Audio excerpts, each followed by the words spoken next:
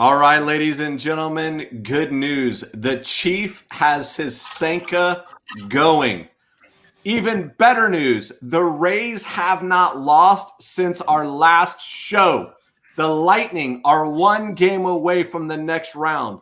Another episode of You Can't Fix Stupid, and we've got a special guest today that is going to talk to us about an asset that you may be overlooking to determine your wealth. And I'm not talking about crypto, by the way. We got a full crew tonight. Back at you, the Pooh Bear, TSG, the Chief, and I am B Love, and this is the Man Event.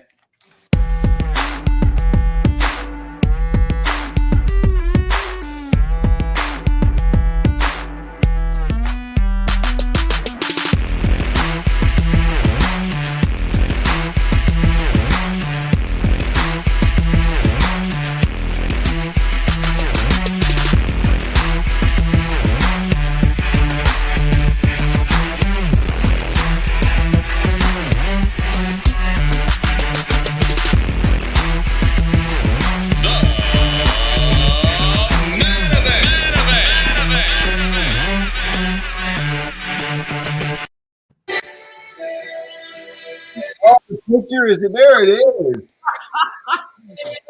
All right, this needs. Oh, and we got a graduate.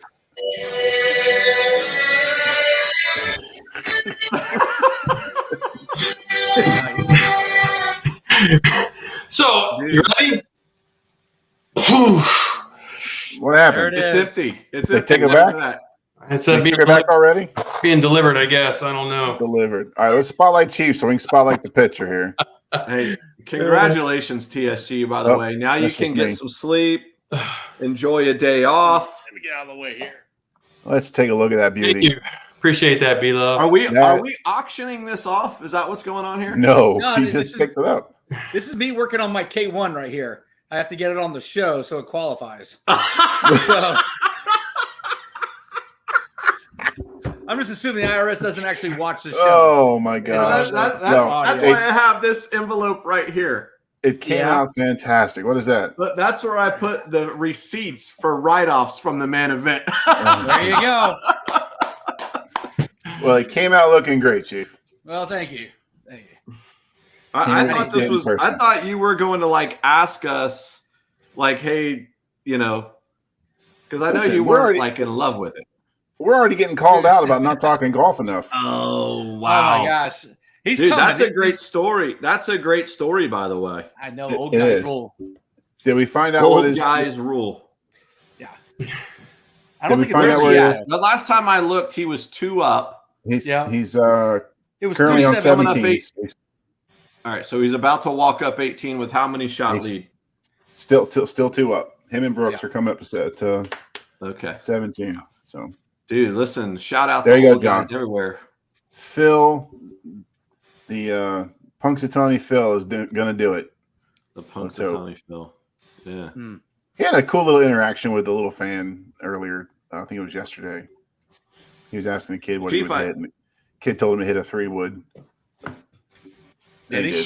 Yeah. Basically, he asked the kid, he said, what would you hit here? And he says, well, if I could hit a 3-wood 260 yards like you, use the 3-wood. Dude, if I could hit a 3-wood 260 yards, I'd hit 3-wood every shot too. Darn right. Yeah. All right. So I just got a message from Matty Ho. He's saying he's on the green with a 2-shot lead. Yeah. Boom. There it is. Yeah. Matt's on the green? No, Phil. Yeah. Yeah. Phil. That's Matty with Tony Dungy, though. Pull that back up. All right. Look at there. That's Matty with Tony Dungy, right? Sure there. is. Oh, it is Matty with Tony Dungy. Yeah, I forgot about that. He was he was friends with him through what's that school program they had? All Pro Dads. All Pro Dads. Yep. There you go. Yeah. Yep. He's been the Christian. Awesome. As well. Cool. So, hey, listen, we got a big show lined up, but before we get into, some of the sports and the special interest stories and just having a little bit of fun, we got a special guest this week. And if he does a good enough job, we might bring him back, for another episode or two. But let's go ahead and bring in a friend of the show, Jared Rutherford from the Rutherford Realty Group at Keller Williams. As go ahead, Pooh Bear. Play the intro.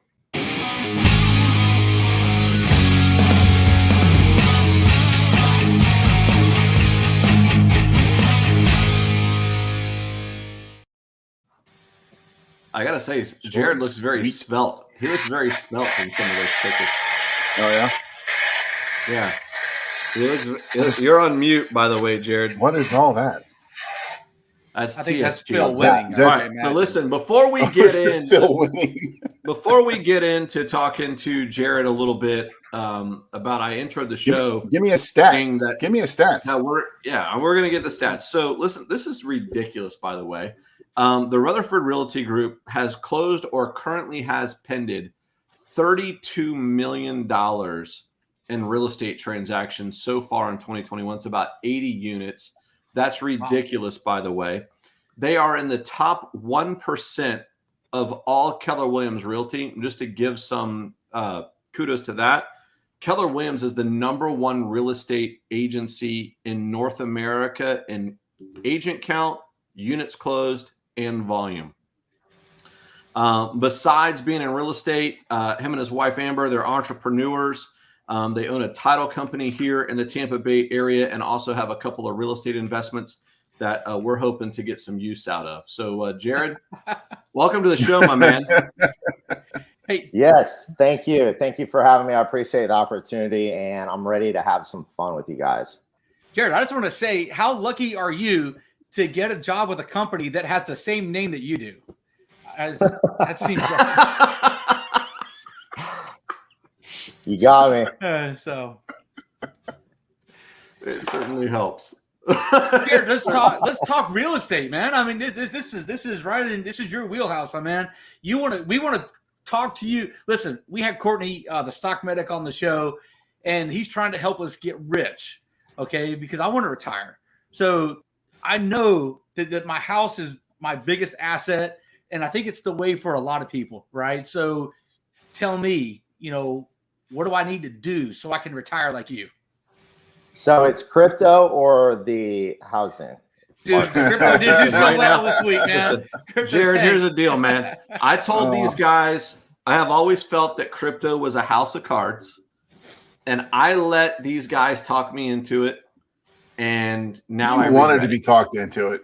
He did. Now man, how quickly your friends turn on you around here. Listen, you're a free man, a free sounding body. You can make your own decisions when it comes to the stock market. Nice. So you definitely can bet on the real estate market. Okay, it's cyclical like the stock market. However, long-term investing, you can do very well in it. And I'm here today to really talk about some ways that you can capitalize on the equity in your home, and some common mistakes that people do make when going to sell their home. And on the flip side, how to actually net more money. So is now a good time to think about selling your home or purchasing a new one? Great question. So we have first of all, to back up, I want to give a shout out to my team, because without them and without the mentors and coaches, we'd be nowhere near where we're at. And so I'm grateful for that. Now is the time to sell. Again, I tell our clients, I don't have a crystal ball as far as what's going to happen 6 months from now. And yet now is an unprecedented time to capitalize on the equity in people's homes. So now is an amazing time to list and sell your home. I mean, it really is. I speak with people in the industry for 30 plus years, and they said we've never seen anything like this. Jared, what do you think is happening? What's happening now that makes it, unprecedentedly different? Hope I said that correctly. So I definitely think, real estate's hyper local. It's state by state. It's community by community and cities. And yet we're seeing this in Florida and the Tampa Bay area, which that's the market we serve. And we're seeing people, relocate here to the Tampa Bay area. And what's happening that we're seeing is a shortage on inventory. People, I think through the pandemic, a lot more people have decided, you know, we want to either own another home or we want to go where, you know, where we can retire or where we can work from home and just enjoy the area that they live in. And so we're seeing a lot of people relocate here from other areas. Inventory is a shortage. So we have that challenge, and yet our team, we're finding other ways to uncover properties for sale, and you know, we're serving our clients well. So is there a way to sell your home without having to move? Because that's my biggest thing. Like, I like living here and I hate moving, but you know, I think there's probably some equity in my house right now, and it's definitely desirable. There's been people driving by asking about it, so it's like, yes. Man, this is crazy. So Pooh Bear, to answer your question, because it is such a seller's market, just to give the viewers an idea of how much. So a balanced market, somewhere between 5 and 7 months in inventory. And we're at, like, in most price ranges, we're at about 1 month of inventory. So as far as that, you can sell your home, and most sellers, when it's priced well and you have multiple offers, you have the leverage, and there's different ways to stay in your home for a little bit while you do find your next move. So Jared, I'm going to throw you a curveball if I can. Please. Okay? So we're in the hottest real estate market that we've probably seen in either one of our careers in terms of it being a seller's market. There's probably a lot of homeowners out there thinking, I can do this myself. What are your thoughts? And I'm sure there are a lot that think that. And that is one of the biggest mistakes you can do. And it's not just because I'm in the business, I get it. And yet you're opening yourself up to a lot of liability as far as things that can go wrong and possible. Liability, litigation, lawsuits, a lot of bad things can happen when you're not protected. And so one of the biggest things is to hire a professional. And you think perception is that you can save money, which, not saying that it can't be done at all. Yet the majority of time you net a lot less when you do it yourself, and you open yourself up to liability. There's safety issues. A lot of things. So the liability is probably the biggest, and doing it yourself, it's literally like a needle in a haystack versus casting the net to get the most potential qualified buyers through that front door. Jared, I think you're right on hiring a professional. Just from my own experience, I go pro. I was thinking about going pro on almost anything I do. If I need my car fixed, I don't want it to break down again next week, I go to the mechanic. I go to I don't go to a shoe salesman to go when if I don't feel well. I go see the doctor. And I know people that have been caught up in those exact scenarios that you're talking about. Either they didn't get the money that they thought they were going to get out of the house, or they did wind up saying the wrong words to the buyers, and now they are responsible for that. And they're having to go back, and any savings that they may have gotten up front, they're having to pay back in a significant cost. So what's one of the big mistakes that people make? I mean, tell me, besides not going pro, if I want to sell my house today, you're going to come in and look around, and you're going to say, you got to do what's the number one thing? Yeah. So let me go back to your first point, was that you're leaving money on the table. And here's the thing. Put yourself in the buyer's seat. If you're going out to look for a home and you happen to come across this for sale by owner, do you think you're going to pay top dollar retail for that, or are you going to want a deal? I'm thinking like Auto Trader at that point. If I want to buy a used car, I don't want to go to so one time I don't go pro. I don't want to go to the dealer because you're going to pay too much. Whereas if I go to the guy's driveway, but I can still have the car inspected. I'll probably have the car inspected and so that. But anyway, yeah. So yeah, I'm thinking I'm going to get a discount by doing that. Absolutely, and just like you thought that, other people that come to a for sale by owner, they want a deal, they want a steal, and so again, there's many points to the contract that we're very versed on. Many points that are negotiating terms that we do all the time.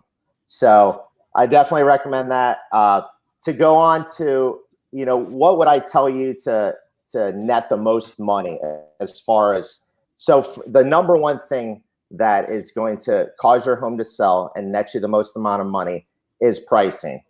Pricing is the number one thing. When it's priced well, and I don't mean, like at a discount. I mean priced well at market value based on comparable properties, what's sold. And now is, again, an unprecedented time where appraisers in general look at, hey, what's a comparable home that's sold in the last 6 months, in a certain either subdivision, if they can stay in a subdivision, or a radius that's comparable. And yet now they're having to, because it's not just a stable market, it's an appreciating market in most areas. And so they're looking at pendings and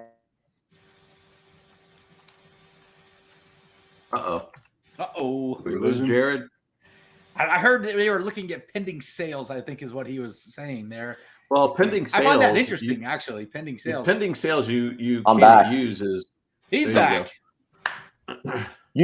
So I'm not saying you can use it as pricing. We're looking at pending and actives as well, because it is appreciating so much in certain areas.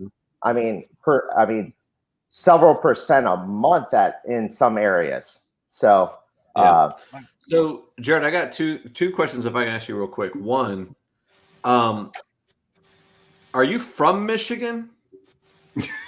I am. Wow, that was. He'd have to be, right because on nobody in top. their right mind would want to be a Michigan fan right now. So he has to be from Michigan. Wow, low blows.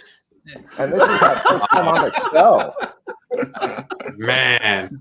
Hey, listen, the guy with the number 10 jersey behind you, we've only liked him for about 14 months. Yes, sir. That's true. Yes, sir. But True story. He's good with us right now. Okay. Yes. Here's my second question. So, and I think talking about, you're talking a little bit about you got to go pro. Just from, the business I'm in, from my perspective, the biggest thing I'm seeing some crazy junk come in on contracts, from escalation clauses to floors and ceilings, and stuff like we've just never seen in a market before. That your average, your first of all, there's we talked about you being in the top 1% of agents in KW Realty. There's 90,000 agents out there who don't have any idea what I'm talking about right now. Right. It's just a different market than it's ever been. And although, yes, home prices are appreciating ridiculously quick, man, you're putting yourself in a bad spot, I think, if you're thinking about going out on your own. So I like to put it this way. And before we do that, I want to go back. So it's pricing, and it's a price and a beauty contest. So the better it looks and it shows, the higher end of the range you can be at. And I have tips and tricks to help you net the most amount of money in it to show really, really well, so you can be at the higher end of the range. And on to Beloved's question. So yes, again, another reason why it's so important to hire a professional is we do have the strategies to help you get that offer accepted, because you are up against in the average price range, there's multiple offers on the home within the first week. So B-Love, well, exactly. What was the question again? It was, you're seeing crazy things out there. Yes. And I'm just seeing crazy so, things coming on contracts that, you know, your average agent is probably not used to being able to negotiate. Correct. So I put it this way. It's for the consumer or the buyer that would like to have something different, either a bigger home or relocating because they would like to. This is not the market to really get into. For the people that must make a move, either job relocation or they're having a baby, or for some reason they must make a move, then they're the people that need to put their best foot forward. And again, we have specific strategies. People are taking out appraisal contingencies, inspection contingencies, going 5 to 10% above list price. So we're seeing all those things in today's market. So just so our viewers are getting this, so the pricing, when a professional like yourself comes in and you are in touch, you're in tune with the real estate landscape day in and day out for years, and having that expertise to be able to look at the home and really determine the value of what you really can list this thing for. How much have you seen where you've seen a house that was sold by an owner and you're like, man, that guy could have got 60 grand more or whatever it was? Because I'm one of those guys. I'm on my fourth home, but 2 homes ago, I did sell it on my own and I made like 20, but I look back shortly after and realize, man, if I'd used a professional, that thing would have been priced and I would have made probably 50 or more on that home. Absolutely. People, we see it all the time. People leave money on the table, and that actually where it goes through. And there's other people that try it by themselves at first, and yet then they seek the help of a professional, and sometimes they have to learn. And yet typically the average person leaves a lot of money out there. Again, people don't want to pay retail for a for sale by owner. It's like say you're in the market for a wedding ring or an engagement ring. You're going to go pay retail from a jeweler, and yet if you're at a garage sale or a pawn shop, you want to steal. It's the exact same thing, and that's it. I mean, I wish I had bought Lisa's wedding ring at a pawn shop or at a garage sale. Oh man, my that would have been awesome. Estate sales, what do you want to do for that? Estate sales, yes. Wow. That's where you want to go for that. I don't know. I went to an estate sale with the chief, and there were no rings there. No, wow. You're definitely leaving money on the table. There's no ifs, ands, or buts about it. And for us, we do a buyer consultation for our buyers, obviously, and a full listing consultation. We educate our clients, and we walk them through every step of the way. So this market's really crazy, and it seems like even it's survived. It's really surviving well through COVID, even with COVID. And I mean, looks like you can make some future retirement plans, or a lot of security in this market. Is that what you're seeing? We are, and we see a lot of people buying second homes, vacation investment properties. Personally, we have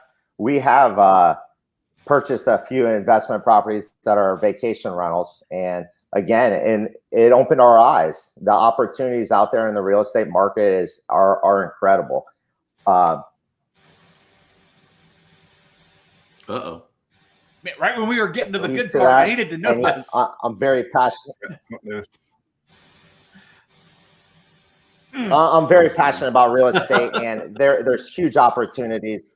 There's huge opportunities to build wealth in real estate. It sounds like this is a topic that we need to get more of that next time when we have you on. Yeah. I would love to speak. Yeah, we'll definitely have to hear that. I would love to speak more on it. My wife, Amber, she just did a webinar on vacation rentals because, again, it's not as risky as some stocks or currency, and yet you can still you can have a high return. So high returns are nice. Awesome, cool. So, Jared, what we will do is we will put in the comments of this video the best way to get in touch with you. We got your number. We got your email. Thanks for hanging out with us a little bit today, and we can't wait to have you on next time. Awesome. Love it. Leave a question for Jared that we can ask him. Leave a question in the comments for Jared, and we'll either use that next show or we'll ask him privately and talk about it. Absolutely. All right, thank you, Jared. Guys, the Rutherford group's on Facebook and Instagram, so find us. There you go. We'll leave the links in the description. Hey, the Rutherford Realty Group, they do a couple cool things for their clients that don't just stop at the sale of the house.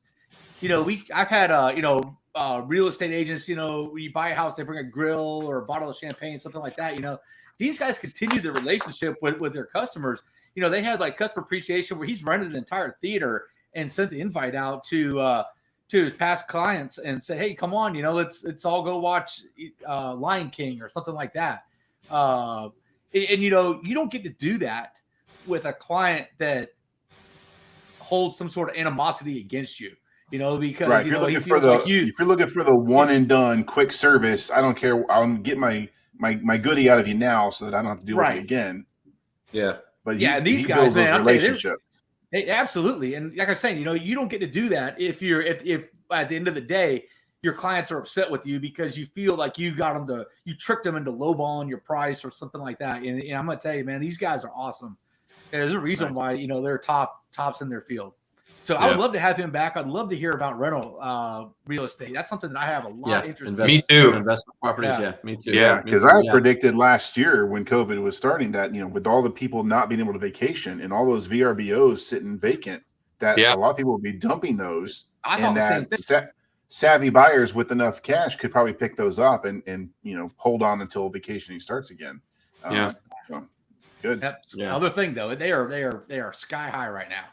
Yeah, it's smoking. Whether you're buying whether it doesn't matter where you're buying either. It's like kind of all across the country right now too. But yeah, for sure. And I think a lot of it has to do with, with the market that we're in right now. A lot of companies have realized they don't necessarily need commercial space.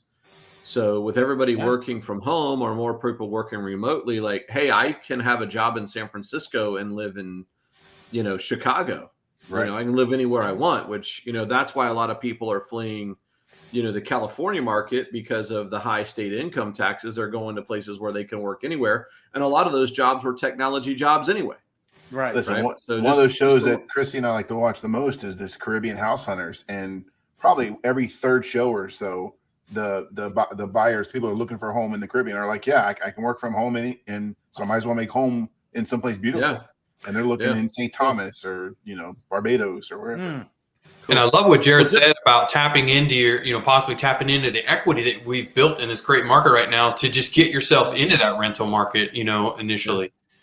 Pretty cool. How much Novavax could we buy with that? Cool. We could buy a lot of Novavax with that. We're going to get into that a little bit later. Listen, hey, here's what's crazy, gentlemen.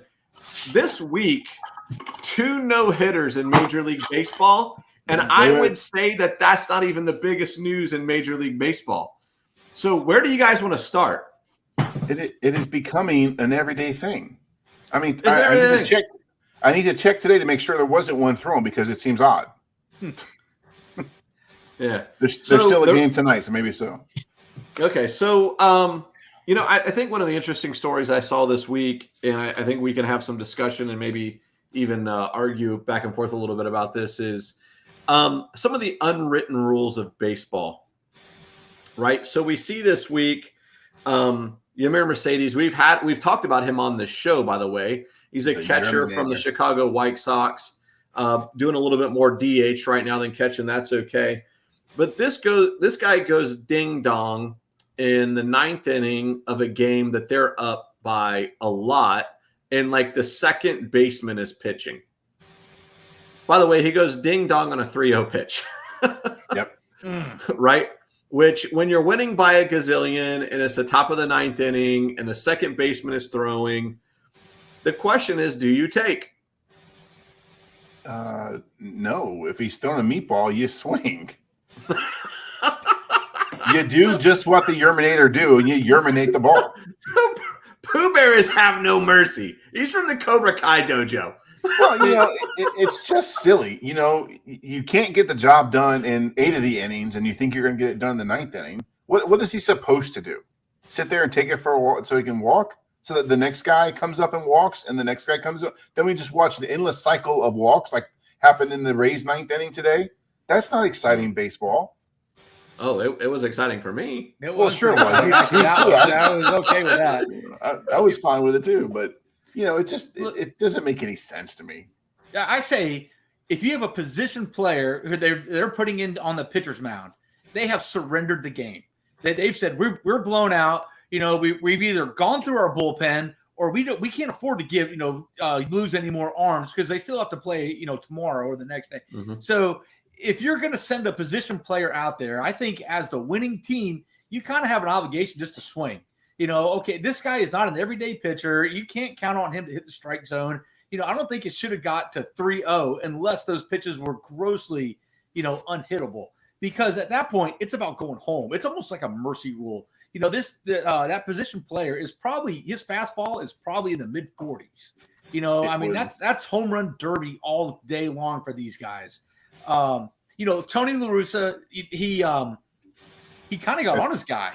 That's Grandpa La Russa to you. Yeah, it is Grandpa La Russa. You're right, but we had two different. We had it happened 2 different times. It happened the Rays did it, and Kevin Cash congratulated Wendell for taking the shot.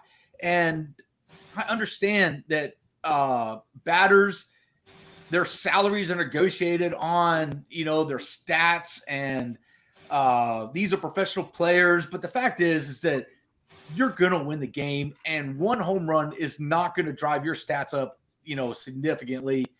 It's time to go home. It's a mercy killing. It's a mercy Chief, what I'm hearing you say is they should have just kept his bat on his shoulder. No, he should have. I'm saying it never should have got to 3-0. He should have been swinging from ball one. This is time to go home. If he can hit that ball, it's just. So you're saying he should be swinging at pitches in the dirt. This is time to go. Anything and everything. The other team has already surrendered. The fans are not going to get a win that came to see that team win. So now it's just about, going on to the next one. Whether that's quality baseball or not, it is what it is. They have already thrown in the towel. As a fan, you may have something to say against your team that just quit on you because everybody knows it's not over till the fat lady sings, but they did. So at that point, it just seems to me everyone should just start swinging and let's go home. Well, now this was not Mike. This was not Mike Trout and his $25 million contract. This was Yermin Mercedes, who none of us even heard of before Game 1 of this season. 2 weeks ago, yeah. So this could significantly impact his salary for next year, which he's probably making a league minimum. And one home run in addition to the home runs he's going to have for the season really is going to affect him for a lifetime. So yeah, I see if it's Trout, if it's Manny Machado, Bryce Harper, guys making double-digit millions per season, I'm fully on board with that. Yeah, you be a professional, take your seat. But, with Yermin, he's trying to make his name still. He's 20-something years old. He should have been in the big leagues by now, but he hasn't been for whatever reason. Let him pad his stats. I'm okay with it. So he padded his stats with a ball thrown by a position player that no starting pitcher would ever throw. 47 it's miles half an hour. speed. How much?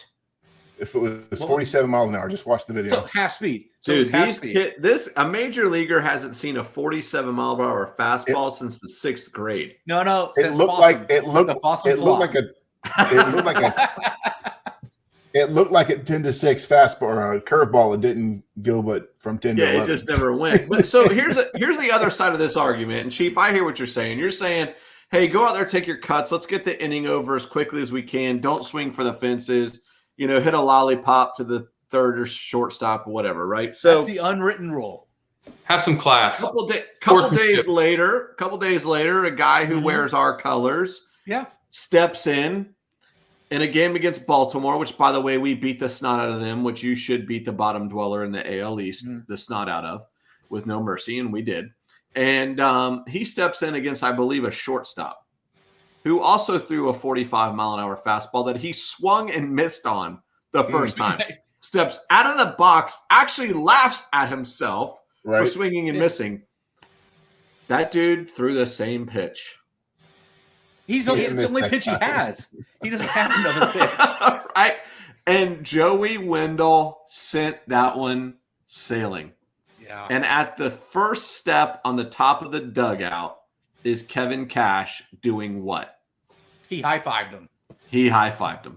So you've got that, and you've got La Russa, who for days bashed his player in the media for hitting that home run. So that's the story to me. I don't support bashing your player. You never bash your player, publicly. If you have something to say to him, you say it privately. I don't even know that's the case. That if because he hit the home run, I don't even know if he was trying to hit a home run. Sometimes you just make contact, good contact, not against. Right. Kevin Cash, I get supporting your player. You always support your guy, even when he's wrong publicly. You hey, I've got your back out here. Here's a high five. Maybe next time don't swing so hard, man. Take a downward stroke on the bat. I don't know. Yeah, well, there's a way to do that. You can talk to a player privately and say, I'm not a big fan of that. Let's try not to do that again. Right. But then in the media say, hey, listen, I've talked to the player. It's not my favorite thing to do. I have a different kind of respect for the game, but without throwing everybody under the bus. And it got bad. So your job as a coach is to motivate and get the most out of your players. Him calling his player out like that does not do that. It does not motivate that player. It does not. Right. It's like, hey, whose side are you on? I mean, come on, you got to do this publicly. You get, he's angry. It demotivates you. It's just not. It's not a good coaching move, I don't think. So the other thing is that La Russa says that on the 3-0 he was yelling from the dugout, take. Okay. I mean, he's got a point. If you are coached to take, and then we went through this with Tatis last year when he did it, essentially the same thing. Mm-hmm. He was given a take sign on a 3-0 pitch, but he swung. I think he hit a grand slam on that pitch.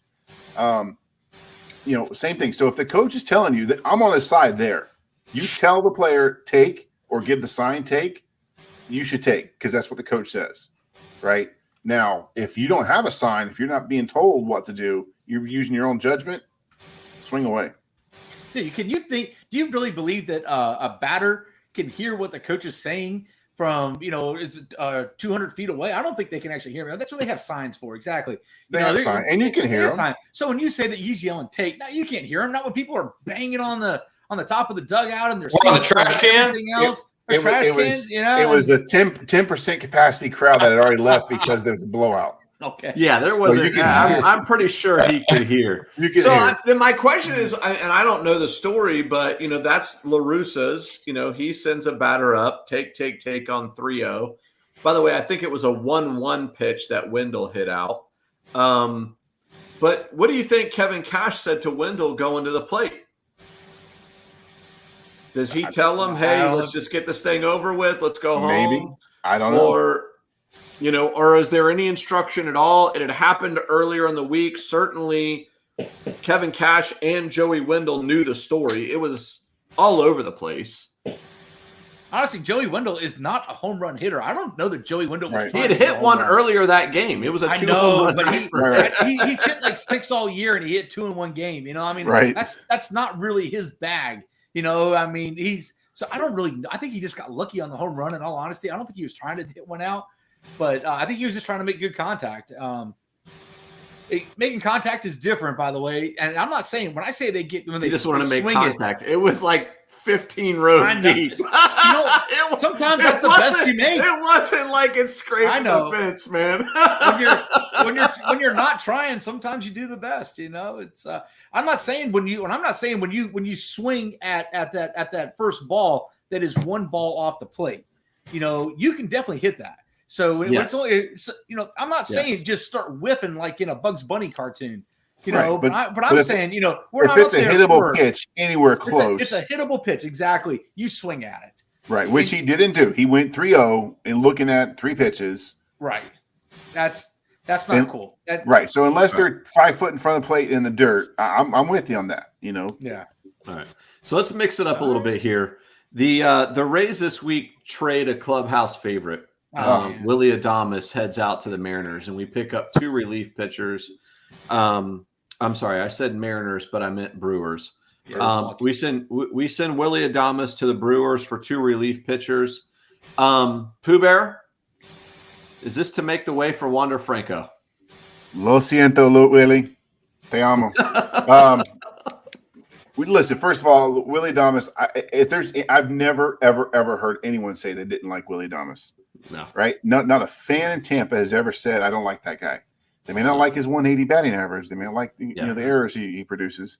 But this is a awesome human being that is – I'm sad to see leave the Tampa area for that reason. Ridiculous. I mean, we know his bat isn't very good, but his defense is ridiculous, and he is a clubhouse guy. He's the guy standing on the first step in the dugout every single game. And you know what? I like Willy Adames so much. I watched the Brewers game today after the Rays game. Christian Yelich hits his first home run, and who was on the top step to grab his helmet and give him a hug? Willy Adames. The guy's not stopping. And by the way, the Brewers are almost like a offshoot of the Rays. They have Daniel Robertson, Avisail Garcia, Willy Adames. I was like, this is a who's who of X-Rays up in here. This is like the San Diego Padres. Right. But to answer your question, no, it is not the immediate calling of Willy Adames. Okay. They actually did call it Tyler Walls. Taylor Walls, I think his name is. Another shortstop who was tearing it up in AAA Durham, which, he showed it Saturday night when he hit, I think his first hit was a double. Matter of fact, his first 2 hits were doubles. Man. Yeah. His first 2 hits were doubles, and they were from different sides of the plate. I think that was the first time it's ever happened in MLB history, so that's pretty cool. But the Wander Franco watch is still on. He's been playing third base for Durham to try to develop that skill set because that's where he's going to be coming. But they're still not going to call him up until the arbitration clock starts. So once that's to the Rays' advantage, that's when you'll see Wander. So then the question is, if it wasn't to call up Wander Franco in the coming weeks, why trade Willie now? Value. Maybe they got they must have gotten what they wanted for him from the Brewers. The Brewers were looking for a shortstop, and they had a couple of pitchers that the Rays covet pitching like nobody's business. So they bring up Fezziwig or whatever his name is. He pitched today.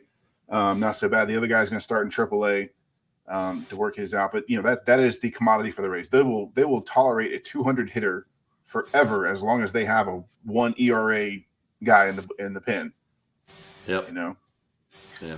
One thing's for sure. Somebody on so this team has had to rally the last couple nights. Okay, and we are going to need that dugout cheerleader to fire these guys up on the days that we're not feeling it, because that's what Willie did. He have you watched to see who it is now? I did not see. I didn't see it. I watched the game today, but I did not see who was in the dugout cheering people on. It's the Maverick. The Maverick. Well, Troy's done it a little bit, but it's the Maverick. It's Brett Phillips. Brett Phillips is your top step. Come out, high five guy. Yeah. Well, I mean, from Seminole, by the way. From Seminole. Well, he needs to do it because his bat hasn't been fantastic either. I mean, he's that's been all right. He's a pretty good outfielder. He had a critical at bat today in the 9th inning. He got it done. Did he walk? I believe he did. Yeah. When is Wander Franco? Franco Positive at bat in the 9th inning when you're down 2 runs is a positive at bat. It's probably not. TSG's asking when is the date for Wander Franco's arbitration clock to start. I don't believe it's till after the All-Star game. So there is a specific date. I apologize for not knowing it. But it's before that because they did the same thing with Evan Longoria and Longo came up before the All-Star Same break. thing with Price. Yep. So and the reason they call up Walls now is because Walls was actually on the 40-man roster. So Franco's not because of that. So there will come a time. It's going to happen. it's just not. It's going to be in the Rays' best interest whenever it happens. They are not going to, they want this guy for 6 years, right? Yeah, of course it is. Well, listen, our boys are on a tear. They've won the last 10 games. In fact, they haven't lost since our last show. And today, we'll take they full sit responsibility atop the AL East, tied with Boston. Boston, what? Man, I feel like on the show a week ago we were tearing these guys up. Chief was pulling a Billy Goat routine. Yeah. Hey, listen. Which, by the way, I'm starting to like the Billy Goat routine. It has it works out. Implications. Yeah. Listen, calls Tom Brady the Billy Goat. We win the Super Bowl. Tells us that the Rays are not the Rays from 2020, and they go on a 10-game tear. What I'm starting to like is Tampa Bay 2.0. Yeah. I like that. Yeah. The Lightnings are about to advance. The Lightning is about to advance. The Rays are on a tear. They're tied for first place in the AL East. I mean, the Bucks are just about as hot as a football team. Nope, they're predicting 17-0 on some of these silly stations and stuff. That's tough to do. That is tough. I'm like, get out of here, 17-0. Anyway, but it's been great. It's a great time to live in Tampa Bay. It is. So I mean, let's pivot to the Tampa Bay Lightning, who are one game away from advancing to the next round of the NHL playoffs. And disposing of the stinking Florida Panthers. So they're 3-1. The interesting is we talked about this on the show last week, and we were a little bit concerned because the Panthers had played us, pretty well throughout this season, right? And I think we all probably went into the first round a little bit nervous. Other than the game that we've lost, we've pretty much lit these guys up, But it's also been crazy, like to think, we've given up more goals than I would have thought that Vasilevsky would have given up. So we've won a lot of these games 6-4 or 5-3 or whatever. But I know everybody has a lot to say about the game last night, where the game was well in hand in the third period, and things got a little choppy. Well, first of all, I just want to say TSG was at game 3, and that's the game they lost. Yeah. Oh, no more. You're not allowed to go anymore. Nope. You're not allowed to go anymore. No mas. So we try to go to one game in the playoffs, the first round of the playoffs every year. And it's even awesome that I could even say that we're pretty much in the playoffs every year. So it's nice being a Tampa Bay Lightning fan. But yeah, we were at that game. It was an exciting game. We still had a blast. There was a lot of scoring. Second period, we scored 5 goals, which is a record for the Tampa Bay Lightning in one period. And, we're thinking when we went up 5-3, we're like, we got this, man. We're having a blast. I mean, making a lot of noise. They give you all those paddles, man. And then third period, the defensive structure broke down. And then they got 2 goals, and then it took us into the overtime, and then our structure broke down again, and there was a breakaway, and Vazzy didn't have his best night, but we surely didn't play really good in front of him. No, and that's the answer to B-Love's question about why is so many goals being scored on Vasilevsky, and it's because of the defensive alignment the Lightning play with, and the offensive playbook of the Panthers. They have it's the exact type of opposite that works in their favor. You're not going to see this in the next round against the Hurricanes. It's going to be a much 1-0, 2-0 kind of nights. You're not going to see all these big goals. It's just because the way these two teams are built and their rosters are structured, along with the almost like playing the triangle offense or triangle defense with the Bulls, the Chicago Bulls, in the 80s and 90s. It's one of those things where it's hard to work with if you're not already prepared for that. And the Lightning and the Panthers are just polar opposites in that. So you see a lot of scoring. Yeah, and I tell you what, you're right, Pooh, and it is and those guys are super skilled on the Panthers team. Matter of fact, some of those guys we got they're from the Lightning. Stroman and the Huberdeau. No, the 2 of the guys' names are on the cup from Lightning last year. Yeah. Strawman. Verhaeghe. That's who I was thinking of. Verhaeghe and Strawman was with us too the year before. Yep. For quite some time. But so here's the thing, when you talk about getting into the next, if if we get to the next into the next series, the second round of the playoffs, and it's going to be a much more defensive type mindset playoff that we're used to seeing. It could be a problem if some of our players are injured.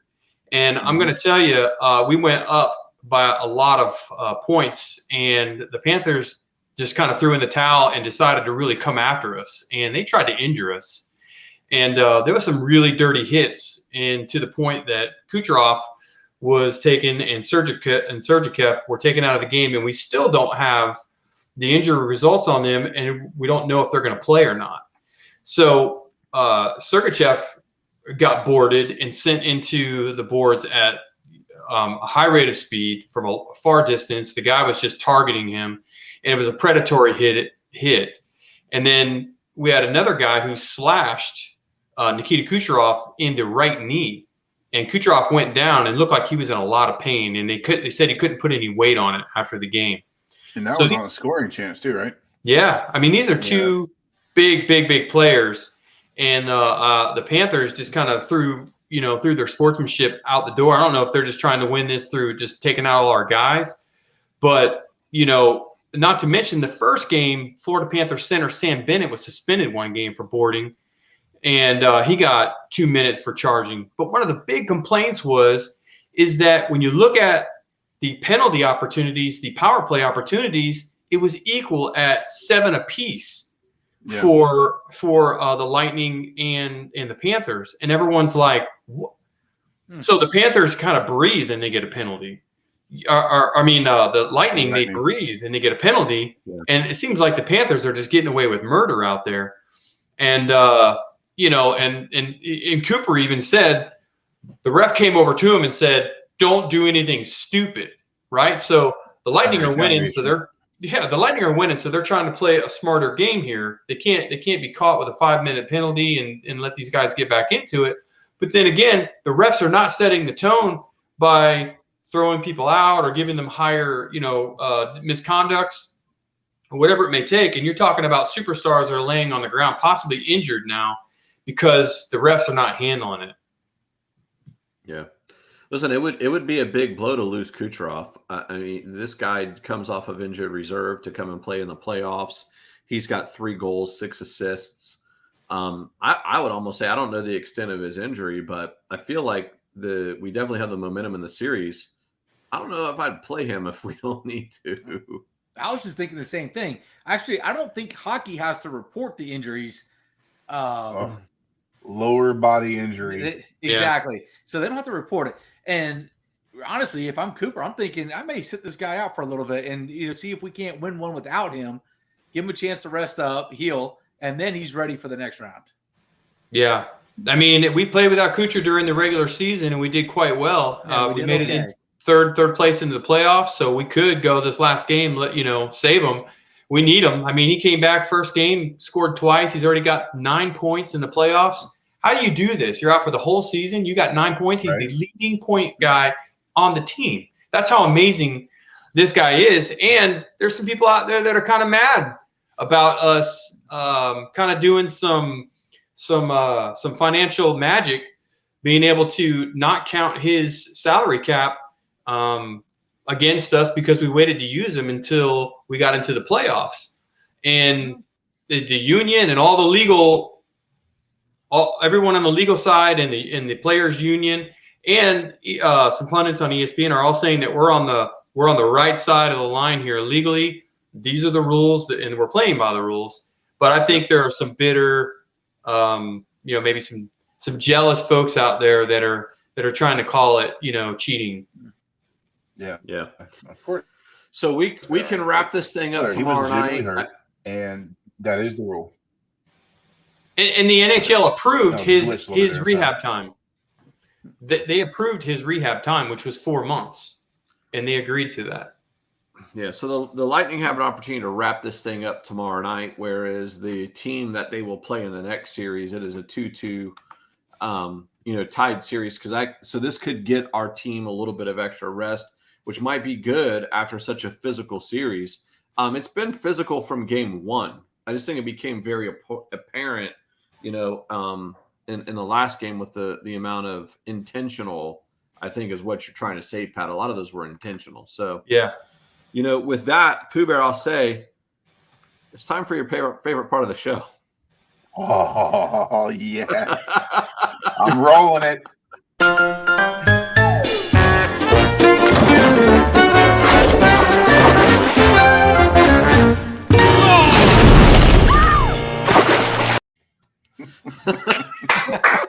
Love it.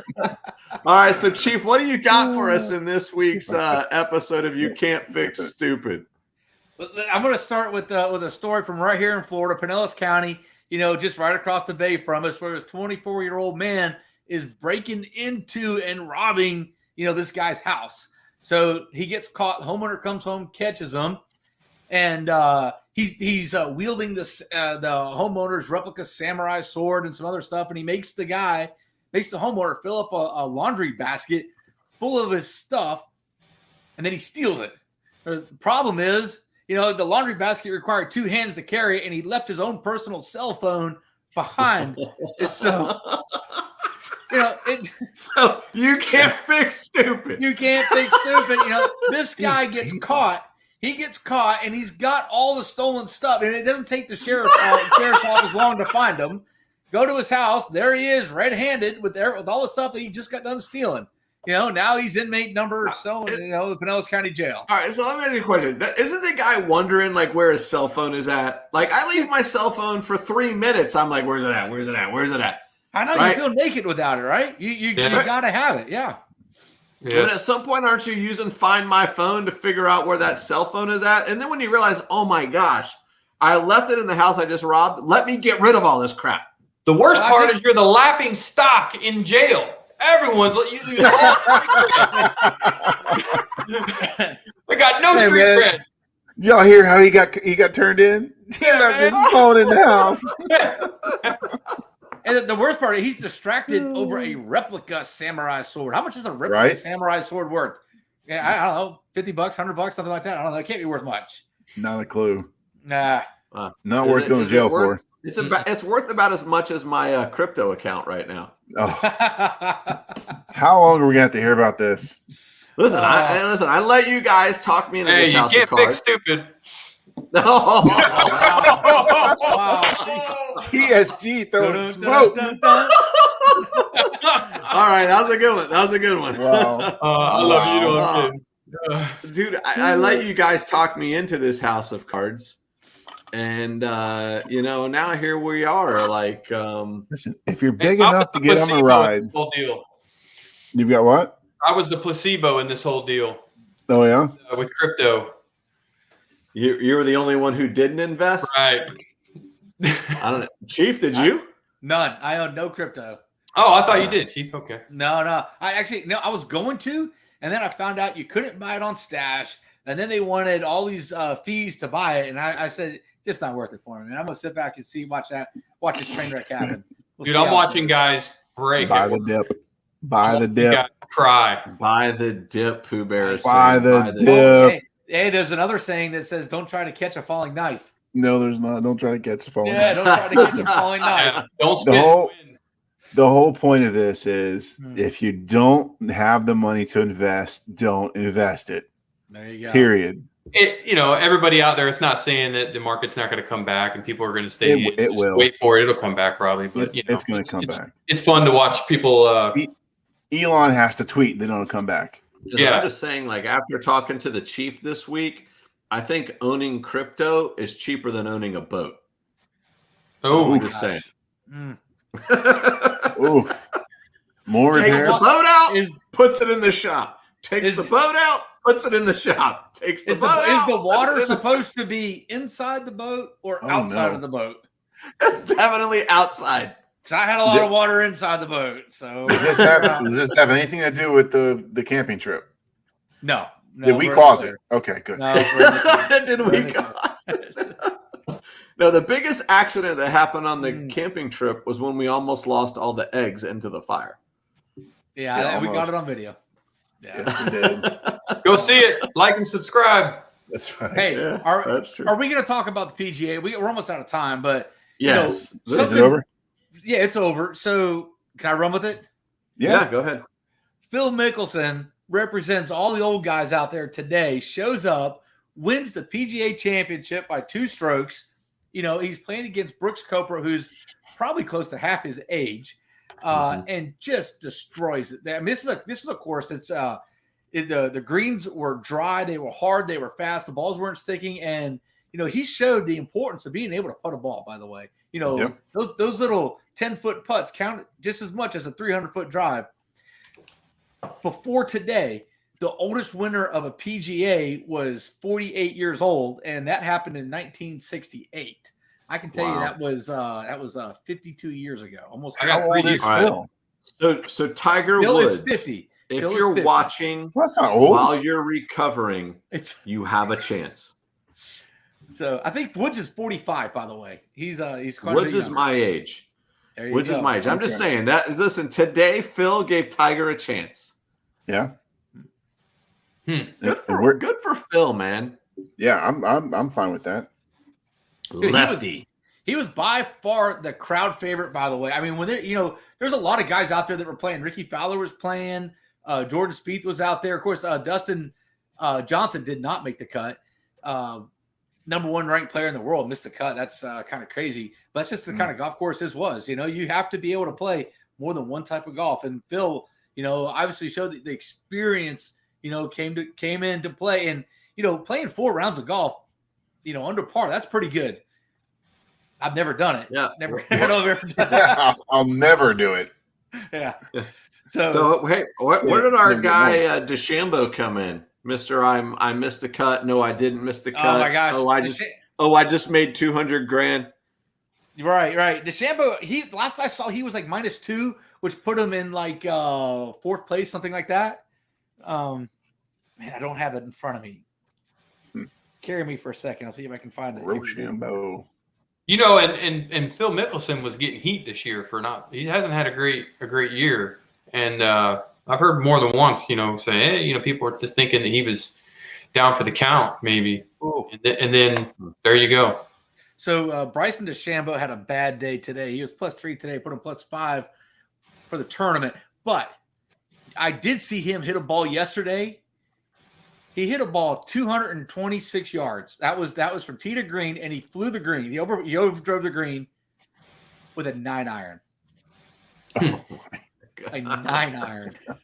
Wow. When's the last time you had a +5, Chief? On a hole?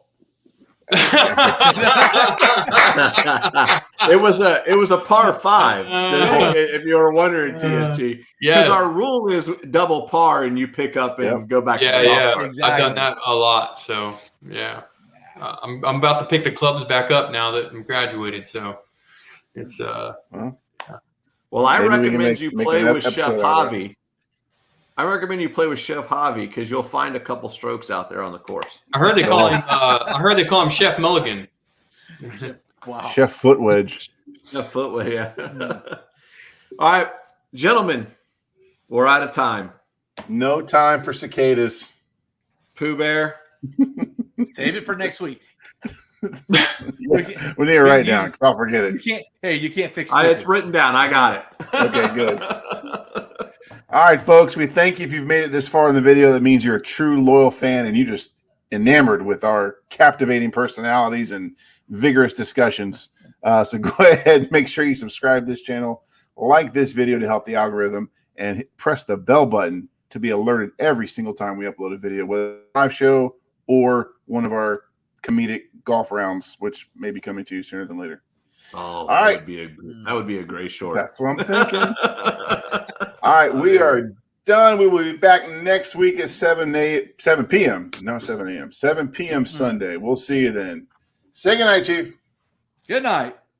Night.